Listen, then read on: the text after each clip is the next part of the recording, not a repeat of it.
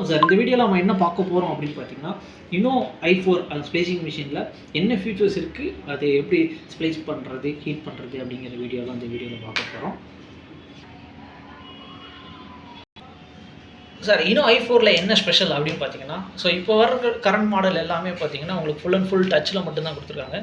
But இந்த மிஷினை பொறுத்தளவு உங்களுக்கு டச் இருக்கும் அண்ட் பட்டன் இருக்கும். அது போக மெயினான விஷயம் ஃபியூச்சர்ஸ் எதுவுமே இந்த ஆட்டோமேட்டிக் அப்படிங்கிற விஷயம் வந்துட்டு எனபிளாக இருக்காது. எல்லாமே மேனுவலாக ஓப்பன் பண்ணுற மாதிரி இருக்கும். கிளாம்பை மேனுவலாக ஓப்பன் பண்ணுற மாதிரி இருக்கும். அதே போக ஹீட்டருமே நீங்கள் வந்து மேனுவலாக ஓப்பன் பண்ணுற மாதிரி இருக்கும். ஸோ எதுவுமே ஆட்டோமேட்டிக் ஃபங்க்ஷன் வந்து இருக்காது. ஸோ எலக்ட்ரோடோட லைஃப் எவ்வளோ அப்படின்னு கேட்டிங்கன்னா 6000 ஸ்ப்ளேசிங் நீங்கள் பண்ணுற மாதிரி இருக்கும். அது போக இந்த மிஷினில் என்னடா ஸ்பெஷல் இருக்குது அப்படின்னு கேட்டிங்க அப்படின்னா, ஸோ இந்த கிளாம்ப்லேயே வந்துட்டு ஒரு சின்ன மாடிஃபிகேஷன் பண்ணியிருப்பாங்க. நீங்கள் கவனிச்சிங்கன்னா தெரியும்.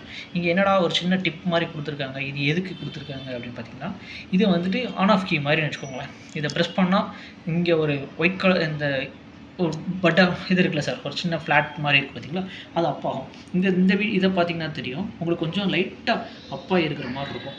அதுக்கு ரீசன் என்னன்னா, நான் இதை எனபிள் பண்ணி விட்ருக்கேன். இது ஏன் கொடுத்துருக்காங்க அப்படின்னு பார்த்தீங்கன்னா, லூஸ் ஸ்ப்ளிட்டர் அடிக்கும் போதோ இல்லை பேட்ச் கார்டு அடிக்கும் போதோ நீங்கள் என்ன ஃபேஸ் பண்ணுவீங்க அப்படின்னா, சென்ட்ரல் மோட்டார் ஓவர் ரன்னு இல்லை ZR மோட்டார் ஓவர் ரன் இந்த மாதிரி இஷ்யூ வந்து நீங்கள் ஃபேஸ் பண்ணுவீங்க. இதை அவாய்ட் பண்ணுறதுக்கு தான் இதை கொடுத்துருக்காங்க.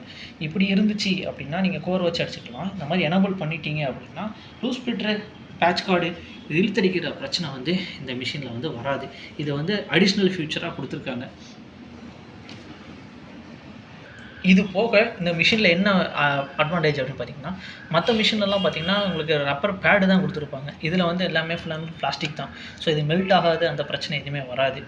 ஸோ அதே மாதிரி எலக்ட்ரோட கழட்டி மாட்டுறதும் வந்து ஈஸியாக கழட்டி மாட்டுற மாதிரி தான் கொடுத்துருக்காங்க. ஹேண்ட்லேயே கழட்டிட்டு மாட்டிக்கிற மாதிரி தான் கொடுத்துருக்காங்க. இது ஒரு ப்ளஸ் பாயிண்ட்டு.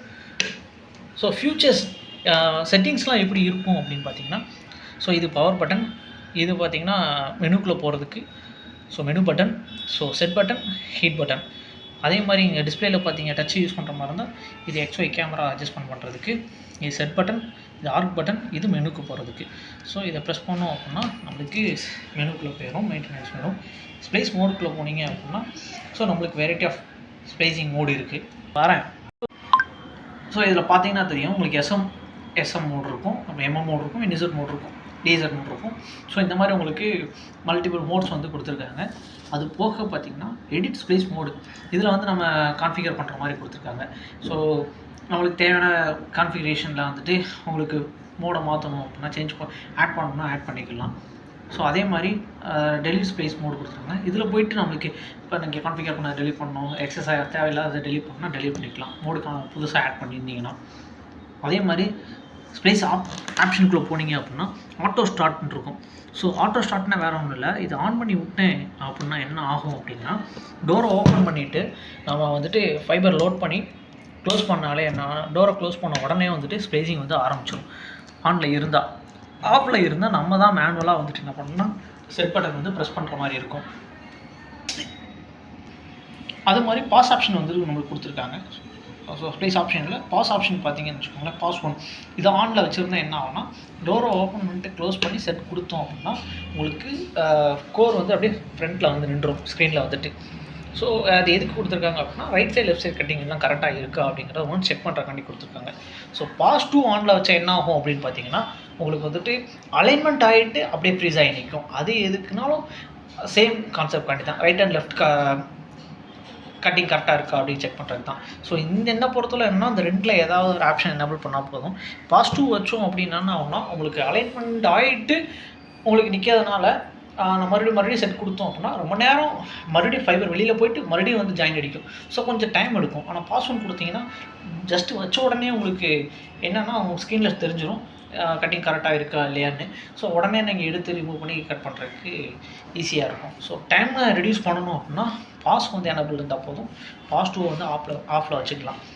ஸோ அதே மாதிரி எனக்கு வந்துட்டு இந்த ஒரு சில எரர்ஸ்லாம் அவாய்ட் பண்ணணும் அப்படின்னா இதை ஆன் பண்ணி விட்டோம் அப்படின்னா உங்களுக்கு அந்த சம் எரர்ஸ், இந்த பபிள் கிளிவர் ஆங்கிள் அதிகமாக இருந்தால் சம்திங் இதெல்லாம் அந்த எரர்லாம் காமிக்காமல் இருக்கும்.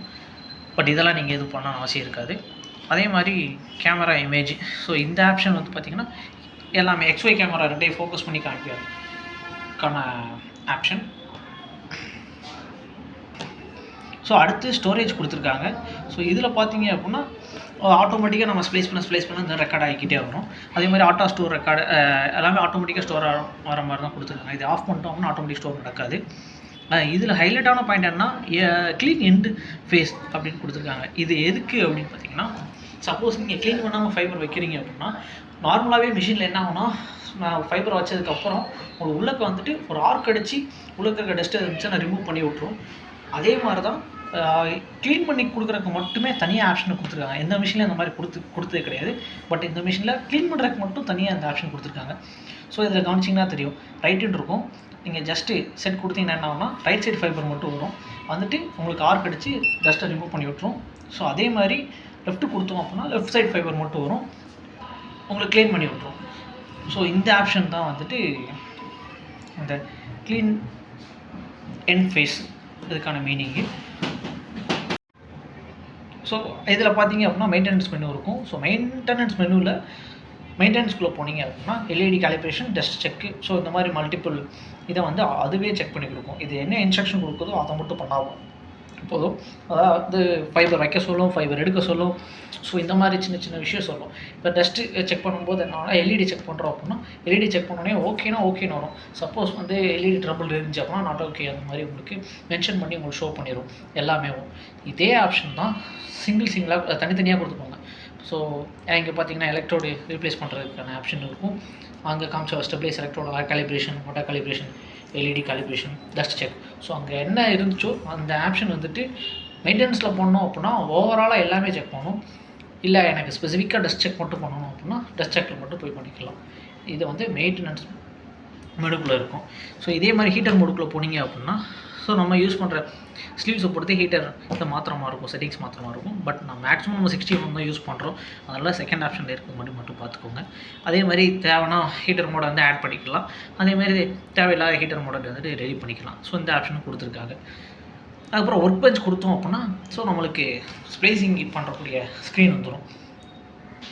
அதுக்கப்புறம் சிஸ்டம் செட்டிங்ஸ் இதுக்குள்ளே போனோம் அப்படின்னா ஸோ பஸர் வால்யூம் வேணும்னா ஆன் பண்ணிக்கிட்டோம் அப்படின்னா பீப் சவுண்ட் வரும். ஆட்டோமேட்டிக் ஹீட்டிங் அப்படின்னா நான் ஃபைபரை ஓப்பன் பண்ணிட்டு கிளாம்ப் ஓப்பன் பண்ணிவிட்டு ஸோ நம்ம க்ளோஸ் பண்ணோன்னா ஹீட்டிங் வந்து ஆரம்பிச்சிடும். அதே மாதிரி டஸ்ட்டு செக் ஆன் பண்ணி விட்டோம் அப்படின்னா வரும்போது டஸ்ட் இருக்கா இல்லைங்கிற செக் பண்ணி தான் உங்களுக்கு சொல்லும். மிஷினில் பாஸ்வேர்டு இதுலேயும் பாஸ்வேர்டு செட் பண்ணலாம். ஸோ இதை லாக் பண்ணிட்டோம் ஆன் பண்ணிட்டோம் அப்படின்னா என்ன ஆகும்னா ஒவ்வொரு டைம் நீங்கள் மிஷின் ஆன் பண்ணும்போதும் பாஸ்வேர்டு போட்டு தான் உங்களுக்கு என்ட்ரி போகிற மாதிரி ஆப்ஷன்லாம் வந்து கொடுத்துருக்காங்க. அதே மாதிரி புல் டஸ்ட் ப்ளேஸ் ஆகி முடிச்சதுக்கப்புறம் புல் பண்ணி பார்த்துரும் கரெக்டாக ஸ்ப்ளேசிங் கரெக்டாக இருக்கா இல்லை செக் பண்ணுறதுக்கு. அதே மாதிரி எல்இடி லைட் எரியிறது ஆனில் இருக்குமா, அதே மாதிரி பொசிஷன் அதாவது ஃப்ரண்ட் அண்ட் பேக் முன்ன பின்ன அட்ஜஸ்ட் பண்ணோம் அப்படின்னா ஸோ இப்போ ஃப்ரண்டில் வேணால் ஃப்ரண்ட்டு, பேக் வேணால் ரியரில் வேணால் ரியர் இந்த மாதிரி மாற்றிக்கலாம். ஸோ சாஃப்ட்வேர் அப்டேட் பண்ணுறதுக்கான ஆப்ஷன் எல்லாமே இருக்குது. அப்புறம் லாங்குவேஜ் இங்கிலீஷ் அண்ட் ஹிந்தின்னு இருக்குது, நம்ம இங்கிலீஷ் தான் யூஸ் பண்ணுற மாதிரி இருக்கும். அதே மாதிரி power saving option. So monitor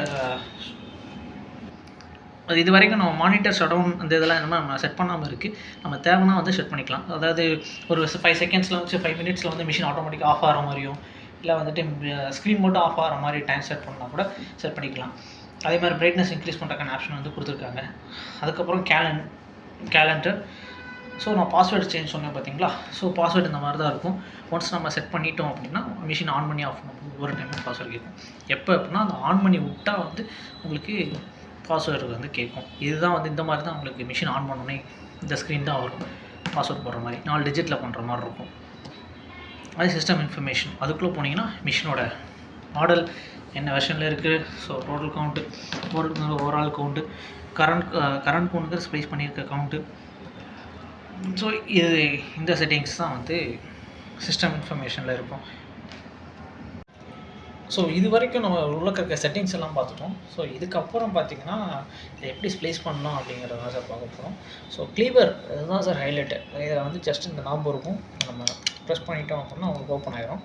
open ஆனதுக்கப்புறம் ஸோ இது வந்து டஸ்ட்பின் கலெக்டர். ஸோ இங்கே ஃபைபர் வச்சுட்டு லாக் பண்ணிவிட்டு ஜஸ்ட்டு ப்ரெஸ் பண்ணாலே போதும், கட் ஆகிடும். ஸோ அந்த சிம்பிள் ப்ரொசீஜராக தான் இருக்கும். மற்ற க்ளீவர் மாதிரி ரொம்ப காம்ப்ளிகேட்டடாலாம் வந்து இந்த க்ளீவர் இருக்காது. ஸோ இப்போ நான் டேரெக்ட் ஃபைபர் மட்டும் எடுத்திருக்கேன் சார். எடுத்துகிட்டு ஸோ ஸ்டிப்பரில் லாஸ்ட் ஹோலில் வச்சு நான் ஃபுல்லாக ஸ்டிப் பண்ணிட்டேன். ஸ்டிப் பண்ணதுக்கப்புறம் ஸோ ப்ராப்பர் டிஷ்யூவை வச்சு ப்ராப்பராக க்ளீன் பண்ணிடுறேன். சார் இப்போ நம்ம அப்படியே டேரெக்டாக ஃபைபரை வந்து கிளியரில் கட் பண்ணுறோம். ஸோ இங்கே பார்த்தீங்கன்னா தெரியும். ஸோ ஃபைபர் வச்சாச்சு. வச்சுட்டு அப்படியே டேரெக்டாக கட் பண்ணலாம். அப்படி இல்லை அப்படின்னா லாக் பண்ணிட்டு கட் பண்ணலாம். ஜஸ்ட்டு ப்ரெஸ் பண்ணாலே கட்டாக இந்த மாதிரி டேரெக்டாக லாக் பண்ணிக்கலாம். ஸோ கட் ஆகிடுச்சு. கட் ஆனதுக்கப்புறம் மிஷினில் வந்து லோட் பண்ணுறோம்.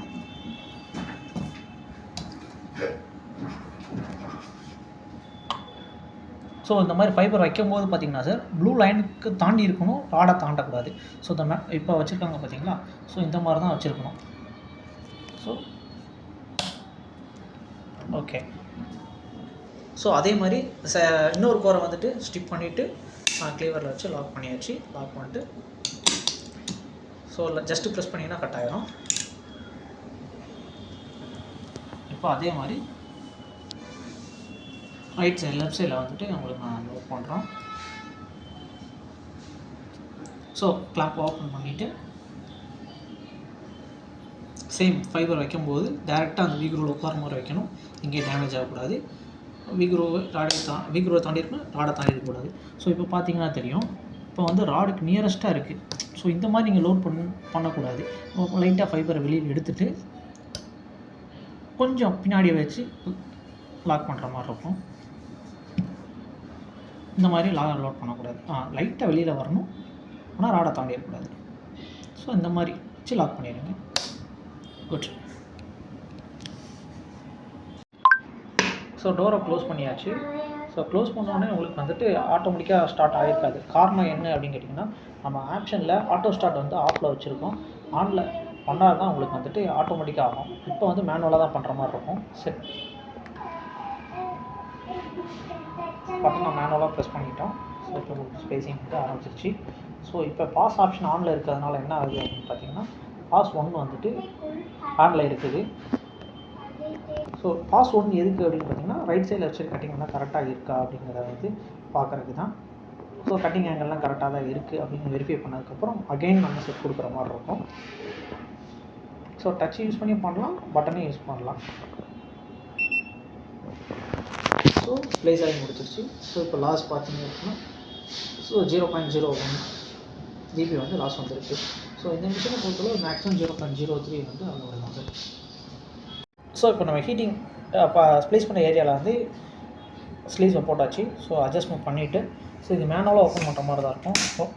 ஓப்பன் பண்ணிவிட்டு ஸோ ஜஸ்ட்டு அந்த சென்டரில் வச்சுட்டு ப்ரெஸ் பண்ணிங்கன்னா போதும், உங்களுக்கு ஆட்டோமேட்டிக்காக வந்து ஹீட்டிங் ஆரம்பிச்சிடும். ஹீட் ஆரம்பிக்க எப்படி கண்டுபிடிக்கணும் அப்படின்னு பார்த்தீங்கன்னா, ஸோ இங்கே வந்து ரெட் கலர் லைட் எரியும். இந்த லைட்டு வந்துட்டு ஹீட்டிங் முடிஞ்சதுக்கப்புறம் ஆட்டோமேட்டிக்காக வந்து ஆஃப் ஆகிடும்.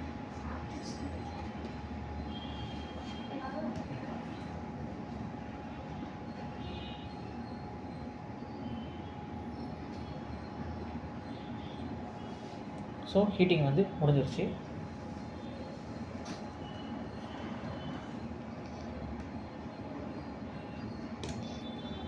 ஸோ இப்போ பார்த்தீங்கன்னா ஸோ உங்களுக்கு ப்ராப்பர் வந்து ஹீட்டிங் வந்து ஹீட் ஆகி முடிஞ்சிருக்கும்.